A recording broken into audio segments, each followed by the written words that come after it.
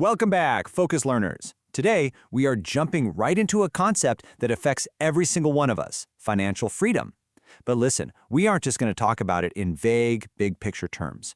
In this explainer, we're going to completely dismantle the common myths about wealth and figure out how to find your actual personalized financial freedom number. Let's get right into it. So, let me ask you something. If you had to pick a number right now, a target that would absolutely guarantee you never have to stress about money again for the rest of your life, what arbitrary amount just popped into your head? Seriously, think about it. Hold on to that thought as we run through some of the most common answers people give. For a lot of folks, it starts right here. $100,000. It's a nice, round, six-figure milestone. But then, the pressure mounts. Maybe $500,000? That definitely feels a bit more secure, right? Okay, let's dive into this one. The classic $1 million mark. This is literally the milestone that society constantly tells us we have to hit to finally be considered successful. Or hey, maybe it's $5 million. Look, the truth is, when asked this question, most people just pick a massive towering number based purely on what sounds rich. We essentially just pick a giant pile of cash because it feels safe. But right here is where we absolutely need to shift our perspective. Let's slow down for just a second. Financial freedom isn't actually about hitting some astronomical, sky-high amount of money. It is simply about having enough resources to support the life you actually want. And once you grasp that fundamental difference, your entire definition of rich shifts from just hoarding cash to matching your resources with your desired lifestyle. Section 1. The Tale of Two Earners.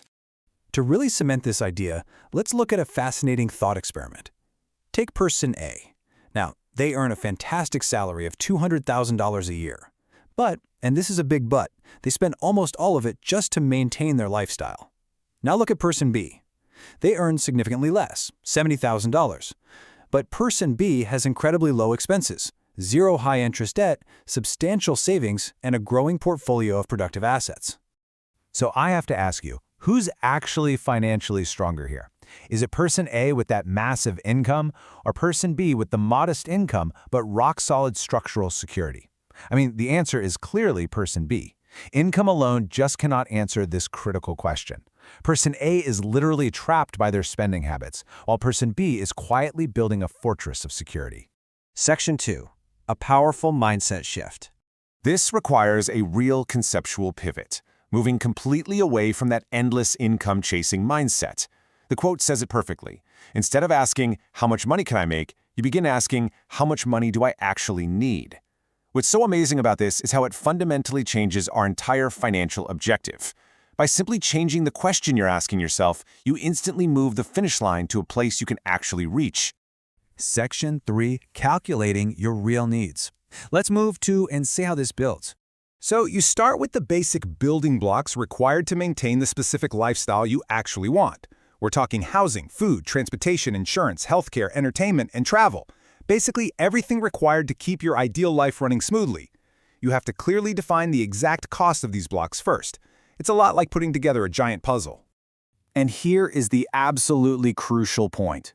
True independence happens when these specific lifestyle blocks are eventually covered by reliable, recurring income from investments, businesses, pensions, or other productive assets. You are truly free when your assets pay for your life, rather than relying on a desperate, endless need for that next paycheck. But hey, here's a quick reality check. The exact amount required to generate that asset income, it depends heavily on several moving variables. Your personal circumstances, expected investment returns, taxes, inflation, and your time horizon, meaning how long the money actually needs to last. Because of all these moving parts, there's absolutely no universal financial freedom number that applies to everyone. To put that into perspective, consider target A.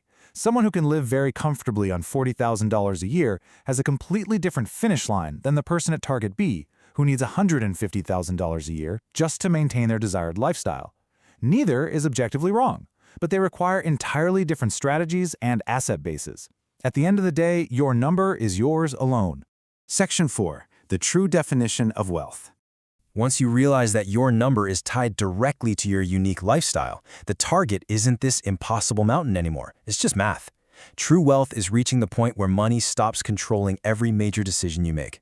When you hit your personal freedom number, you unlock the ability to choose. You can stay in a job if you love it, take some time off, start a business, help your family, or pursue work purely because you want to, not because you have to.